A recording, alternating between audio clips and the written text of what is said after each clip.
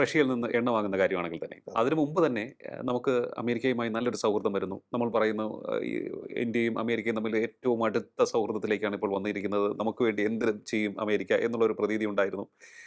ആ സമയത്ത് പോലും നമ്മുടെ നാഷണൽ ഇൻട്രസ്റ്റ് അനുസരിച്ച് റഷ്യയിൽ നിന്നും കുറഞ്ഞ വിലയ്ക്ക് നമ്മൾ ഓയിൽ വാങ്ങി. അമേരിക്ക പറയുന്ന ഒരു കാര്യമുണ്ട്. അമേരിക്ക പറയുന്ന ഒരു കാര്യം തീർത്തും ഇന്ത്യ നമ്മുടെ രാജ്യം, ഭാരതത്തിന്റെ ഒരു പെർസ്പെക്റ്റീവ് നമ്മൾ ഉയർത്തി കാട്ടുമ്പോഴും വേദനയോടുകൂടി ട്രംപ് പറയുന്ന ഒരു കാര്യമുണ്ട്. നിങ്ങൾ 2022 ഫെബ്രുവരി വരെ റഷ്യയിൽ നിന്ന് ഒരു തുള്ളി എണ്ണ വാങ്ങുന്നില്ലായിരുന്നു.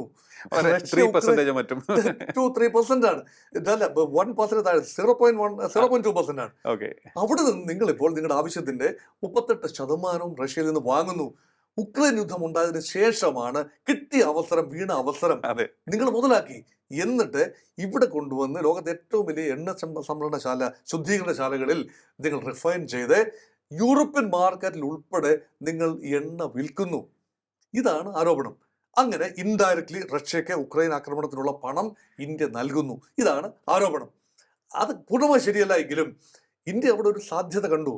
വില കുറച്ച് എണ്ണ ലഭിക്കുന്ന റഷ്യയിൽ നിന്നാണ്. ഇപ്പോൾ വീണ്ടും വില കുറച്ചിരിക്കുന്നു. ഇപ്പോൾ ഇടയ്ക്ക് വിലക്കുറവ് കുറഞ്ഞു വന്നു. ഇപ്പോൾ ഇതാ വീണ്ടും പുടിന്റെ പ്രഖ്യാപനം വന്നിരിക്കുന്നു, കുറച്ചുകൂടെ ആദായകരമായി എണ്ണ നൽകാം. Why not? ഇത് കച്ചവടമല്ലേ, വ്യാപാരമല്ലേ? എവിടുന്നാണോ ഗുണമേന്മയുള്ള എണ്ണ ലാഭകരമായി ലഭിക്കുന്നത് വാങ്ങുക. അതും റുപ്പി കൊടുത്താൽ മതിയാകും. അമേരിക്ക ഡോളർ കൊടുക്കേണ്ട ആവശ്യമില്ല.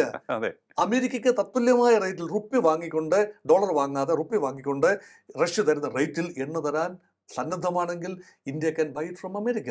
അതിൽ അവിടെ ഇന്ത്യ എടുക്കുന്ന നിലപാടിനോട് പരിഭവിച്ചിട്ട് കാര്യമൊന്നുമില്ല.